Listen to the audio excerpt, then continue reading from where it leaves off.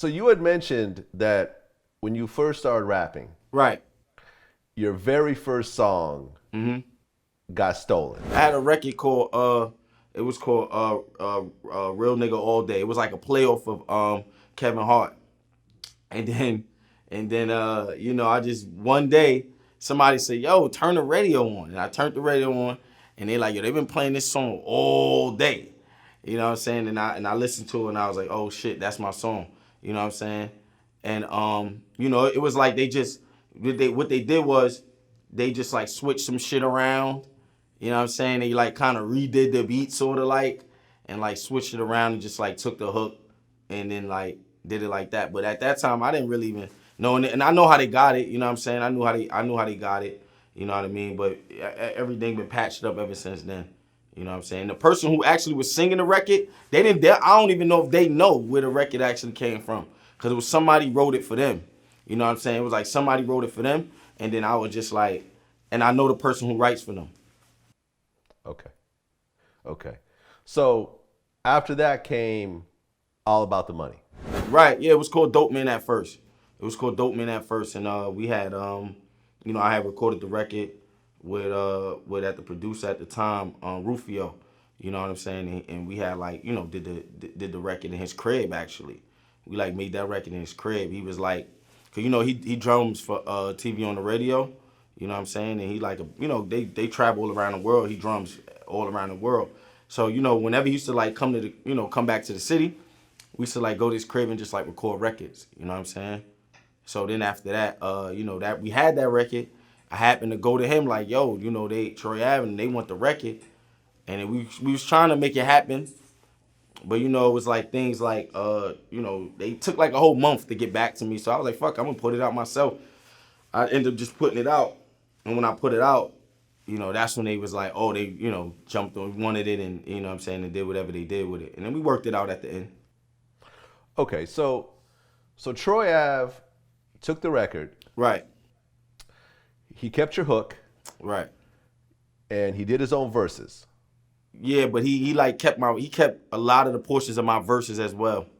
You know, if you listen to my verses, it's the same verses. He like made different little variations, and even some of the lines he actually took like kept like the Arnold Schwarzenegger on with the whipping and all of that kind of stuff. Like he all of the when you see him repeating it 2 times, like that all came from me.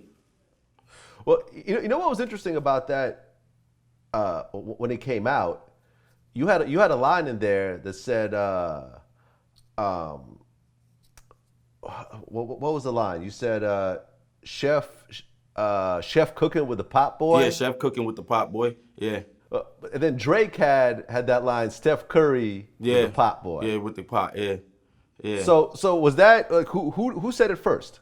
I'm not even sure because I don't even remember when Drake record came out, but I know I didn't get it from him because I was actually, because I play ball, you know what I mean? That's why you hear all the basketball references in the beginning of it, you know what I'm saying? I was like, anybody know me, you know, they know I really play ball. I was like, you know, really good. So that's where those basketball references come from.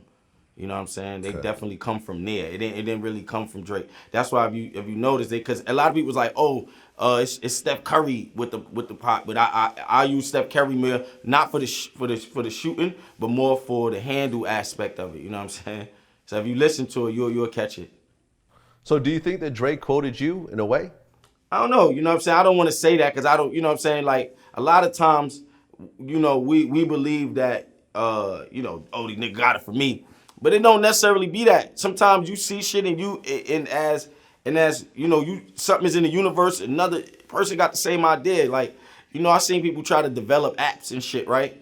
And one dude, he telling me like, yo, I'm gonna try to get this app like this, that, and the third. And then it's like, you go look it up. Somebody already got the shit. You know what I mean? Somebody that don't know you, somebody that never seen you just spouting out your idea, somebody already did it. It's like, you know, that's just how it is.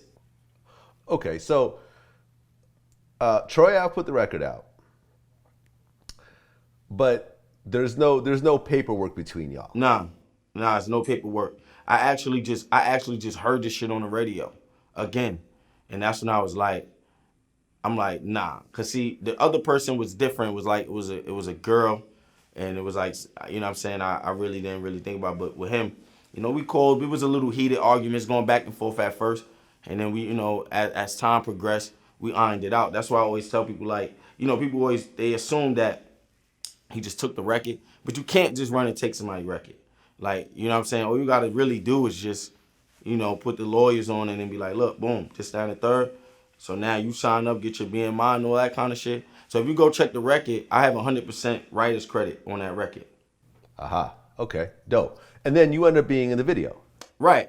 Right, because I knew, because see, a lot of people was like, yo, that's crazy. I would have never did the video. That was stupid. No, it was very smart if you think about it. I wouldn't be here if I didn't do it. Because what I had to do was I had to show forth proof and evidence. You understand what I'm saying?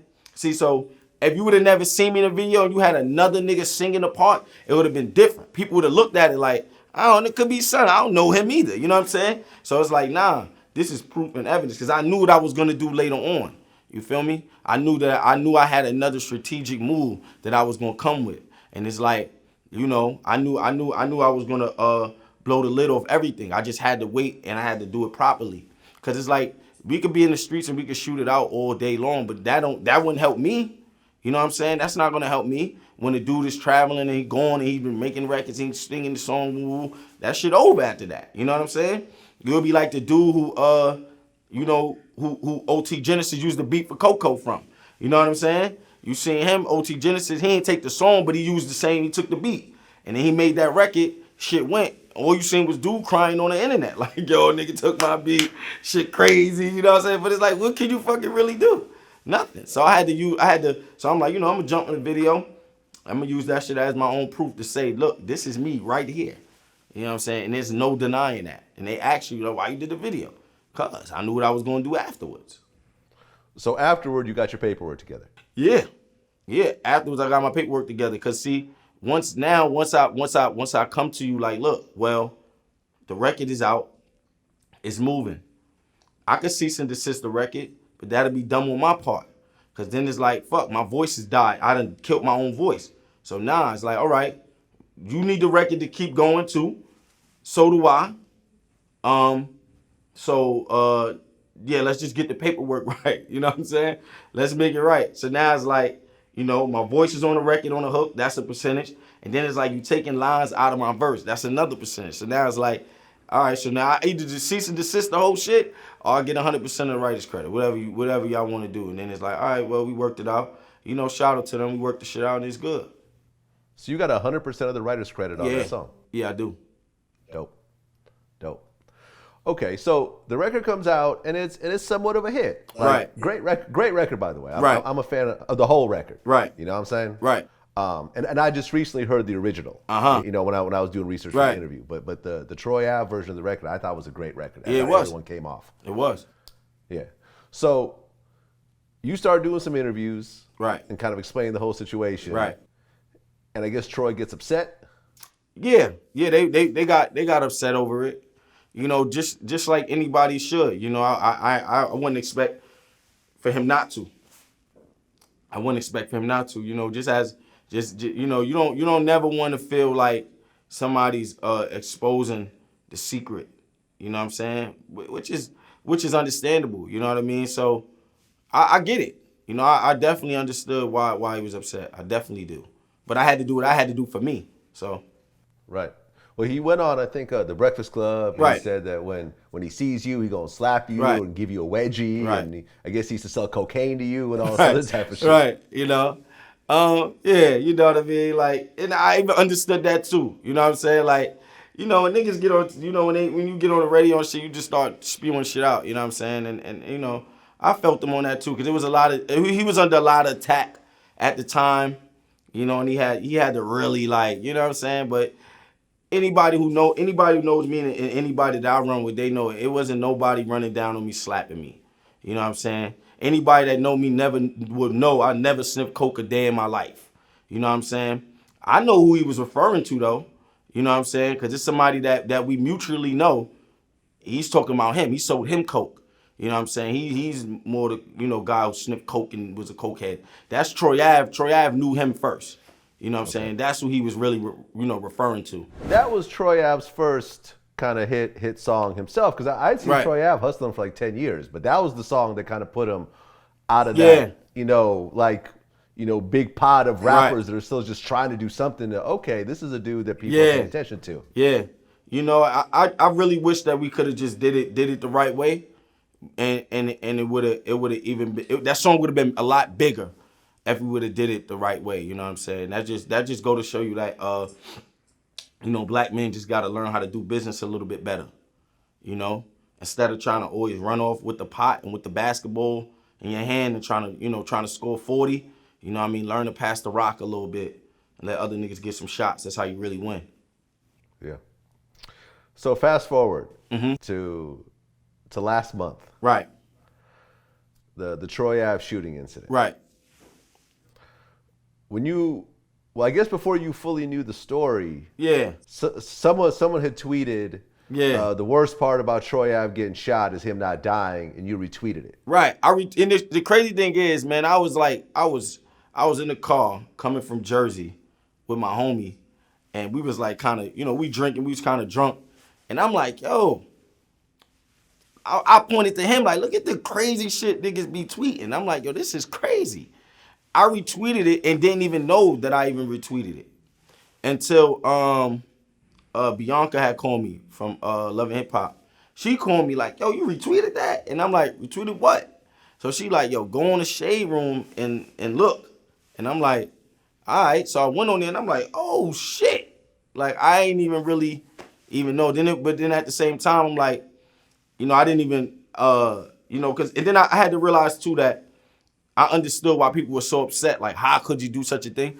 But at the same time, I say this, like, motherfuckers, people get all sensitive when they want to be sensitive. You know what I'm saying? Like, you see when Prince died, people was like making funny memes of Prince.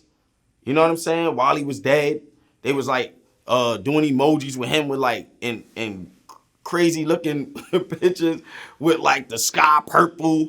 You had fucking Young Thug daughter on a tie-dye box. She said I'm motherfucking tired, and she was on a tie-dye box. And then you had like when shit like that. And you had Blue Ivy, they was making memes of a kid's hair and so on and so on. Nobody cares then. You're not sensitive to the fact that you're talking about somebody's child, you're talking about a dead man, and so on and so on. You know what I'm saying? And then, but that's all right. You know what I'm saying? Because I guess they're looked at as, celebrities, and it's cool when it's like that. But if I tweet some insensitive shit, then it's like, oh, how insensitive can you be? And it's like, yo, y'all do that shit all day on here. That's what goes on all day on the internet. Well, once you realized what had happened, right, with the whole situation, yeah, what were your thoughts? I was like, damn, man, this shit. I was like, yo, I ain't even really believe this shit because I heard it a little earlier. While I was in the studio, I heard it earlier, and then I was like, man, that shit ain't true because it sounded like a fucking movie. You know what I'm saying? I'm like, man, they's always making some shit up. And then when I found that it was kind of true, I was like, damn, that's fucked up. You know what I mean? And it was an unfortunate situation for him. You know what I'm saying? No matter how much, whatever our discrepancies may have been, I never want the man to be dead. Or I don't want the nigga in jail. You know what I'm saying? Like, me and him, we kind of like got over it. You know what I'm saying? And got beyond the shit. You know what I mean? There was even times when he would comment on shit that I'm doing. I would even comment on shit that he was doing. You know what I'm saying? So we kind of like worked that shit out, bro. That shit is over. Well, the interesting thing about that situation is that over the years, rappers have shot at people. Right. You know what I mean? There was the Hot 97 shooting. Right. There was a couple Hot 97 shootings. Right, a couple of them. I mean, there was the whole like Lil Kim shooting situation. Right. I think Gravy got shot at one point. Et cetera, et cetera. But this is actually the first time there's a video of a rapper shooting at somebody. Yeah. Yeah, and that's what make it crazy, man. It looks so crazy. You know what I mean? I just hate the fact that you have a ton of people on the internet trying to be police officers, and they trying to figure out and crack the code, and you know what I'm saying, and motherfuckers is ratting all crazy. It's like, let the police do their job, man. Leave that shit alone. That shit has nothing to do with you. Well, I can tell you, and I'm sure Troy Ave's camp is listening, to this right now. Once we release it. Right. The one thing I can tell you, as someone that's been through court proceedings before and has dealt with lawyers and so forth, Troy Ave need to not say anything right now. The fact that he dropped a mixtape and he kind of spoke on the situation and touched on it. I think he said, like, they try to get me, but I turned it around. Like, you do not want to say that, because that will be in the courtroom. You're right. The prosecutors will use that, and these juries who are not rap fans, who are older people, who are retired people, who are parents and so forth, they're not going to be sympathetic to hearing stuff like this. Like, the one thing that when I went through my various legal proceedings, the first thing my lawyer would always tell me is, don't say nothing ever. Right. Just shut up until the trial. You will have your chance to be in the trial and so forth. You're right, and I don't know, you know what I'm saying? Like, that's on him, you know what I mean? That's on him.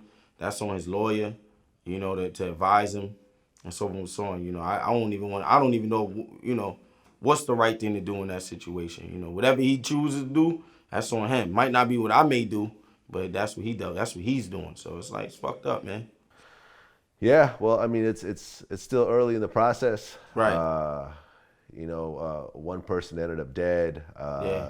2 other people were injured, plus Troy Ave was shot in the leg. We don't know whether it was by himself or through someone else. Right. We don't know the situation right now. So right.